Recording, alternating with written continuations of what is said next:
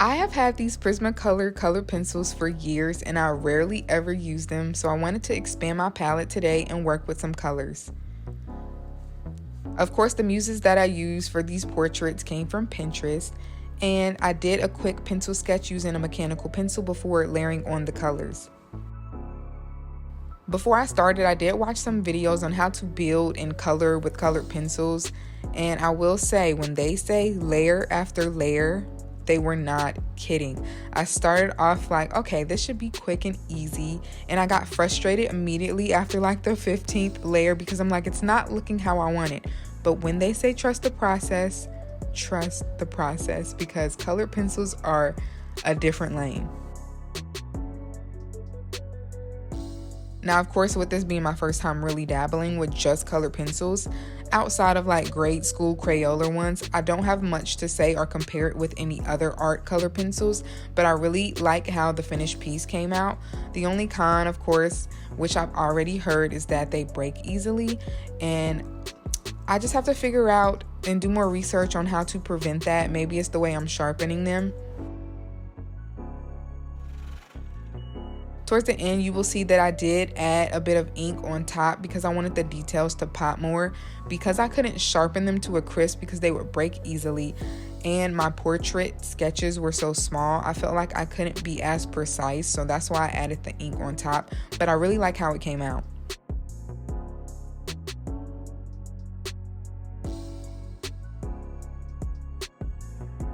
So I'm on a mission to fill up all my old sketchbooks, of course, and one of my goals is to really venture off into doing things that I didn't even think of doing when I was in high school, like using colors. I was very much a graphite, I only like pencil type of girl. You could not tell me otherwise. So I'm really trying to push myself and really learn color theory and mess with different colors with the highlights and the contour. For this specific one, I chose cooler tones as the shadows and warmer tones as the highlights. So you see the purple and the bluish purple as the shadows, and I'm using yellow orange as the highlights, and I'm throwing pink in there. So honestly, this one I just picked the colors that I liked, but for the second drawing, you'll see I actually had to research. I was like, give me a palette, because I can't even think. I've never been the one to like be good at picking colors when it comes to art, so I'm really trying to get better at that. I really did like how the first drawing came out. Like the colors, they look good together to me. It was given illuminescent. I don't know but I like the colors that I picked, and I will say that white colored pencil is amazing at blending.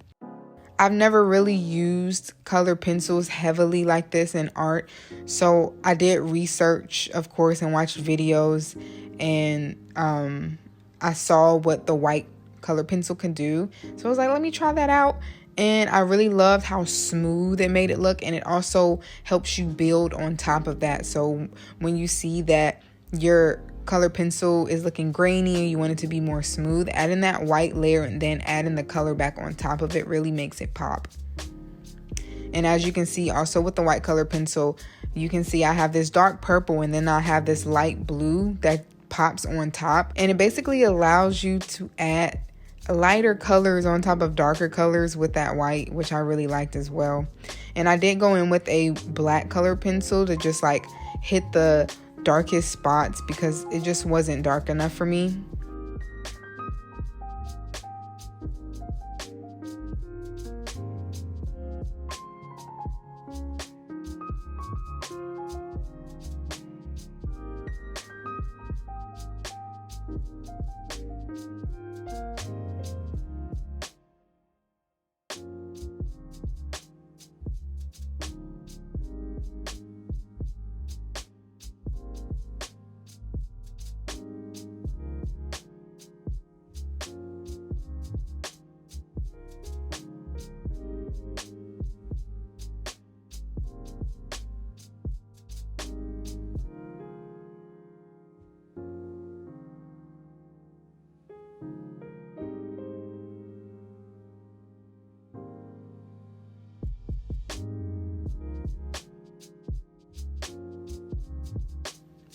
I did originally have 3 sketches on this spread, but I got so tired after the second drawing that I was like, I'm not doing it.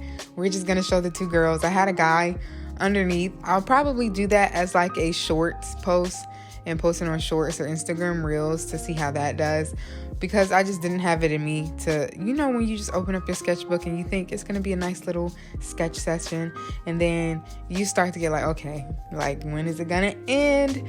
I have an issue with things taking too long where I just don't want to finish. I love quick projects. Longer ones make my head hurt, where I just have to close the book and come look at it another day.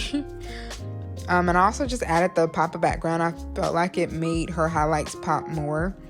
And for the second girl, I went with, of course, the color palette that I searched up, which was this teal blue. I also used a green, and then I used like reddish colors and a peachy color, I believe. But I did something different, the opposite of what I did with the first girl. I don't know if you can tell, but the first girl, I did the cooler tones as the contour, but for this girl, I'm doing the warmer tones as the contour and the cool tones as the highlight. I just wanted to see what it would look like, just trying to switch it up, play with colors to see what really pops. I liked how she came out also. I will say I kind of messed up on her lips, and features I kind of messed up on because they are small drawings, and again, I couldn't be as precise because of the colored pencils. They just was not doing it for me, but that's okay. I'm gonna do this again with a larger painting in my sketchbook, so that way I can be more detailed and see how that comes out.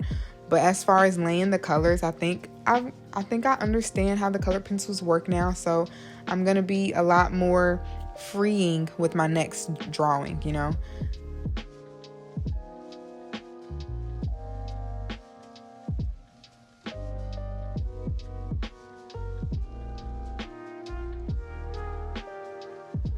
This drawing I actually did the following day after the first colored drawing, and I will say that I kind of forgot the layering is important, so it was taking me a long time, and I was getting frustrated, like, why is it not working? The other one looks nice and decent, like, why isn't this one? And I forgot how many layers I did for the first one. So once I realized, I was like, okay, you know what, let me just play some One Piece, get in the zone, watch my shows as I color, because this is going to be a minute. This is not going to be a quick little session.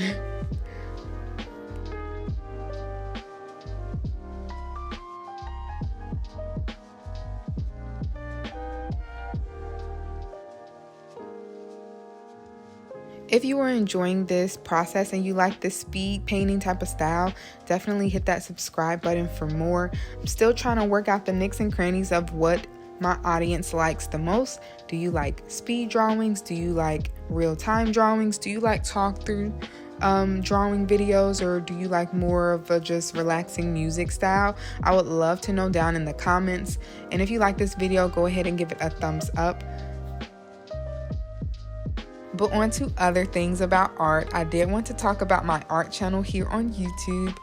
And if you're new, I did rebrand my old dead YouTube channel into an art channel.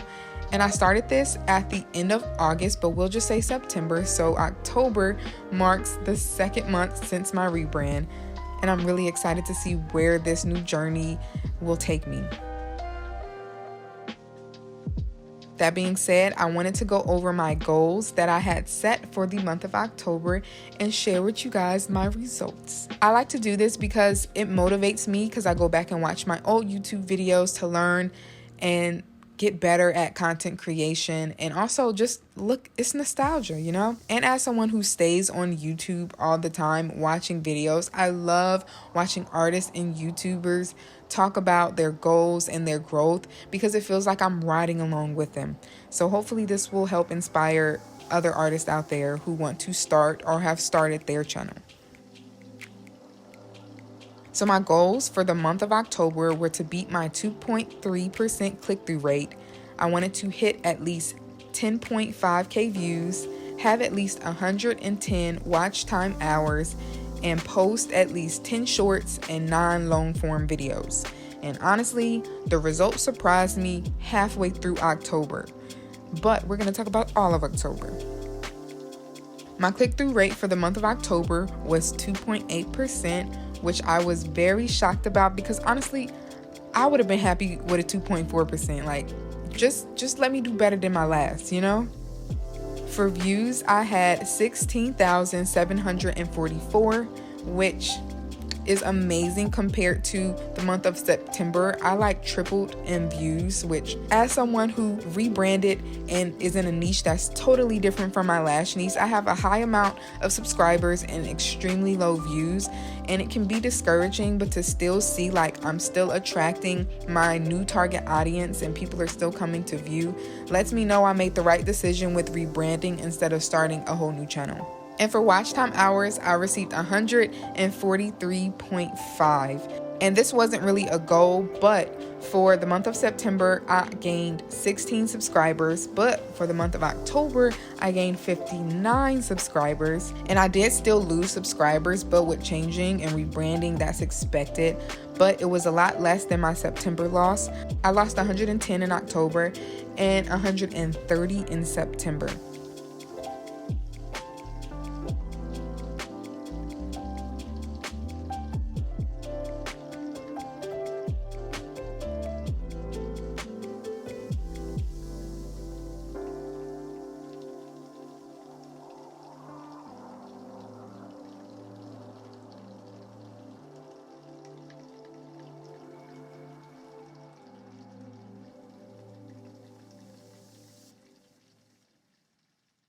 Now, for the goals I didn't reach, I set a goal to post 9 long form videos, and I missed that by 1 because it was just a lot going on one day, and I was like, I can't do twice a week. I just have to do 1. So I'm not too mad about that, but I am a little bit mad about my shorts, which I gave myself a goal of 10 shorts for the month, and I only reached half of that. Yes, I am a bit disappointed that I didn't stick to that because the fact that I surpassed all of my other goals, if I would have stuck to pushing out more content with shorts, I think that I would have had higher views, higher subscribers, and higher watch time hours. But I will not beat myself up about that because I will do better this month. Which brings me to my goals for November. My goals for this month is to focus more on shorts, make better long form content, and I think this is going to be a big goal. It's a little scary to say, but I do want to see if I can double my views and watch time hours. And of course, I want to get higher than a 2.8 click-through rate. Of course, these goals are something that I personally set for myself just so I can stay focused and my drive is there so I can work hard to try and obtain that goal. But if I do not reach that goal, I do not beat myself up about it because the goal at the end of the day, you don't know what's going to happen, you know? The goal is just meant to keep me on track because if I'm not doing that, then I am not doing what I need to do. So I need the goals to just like keep my mind right.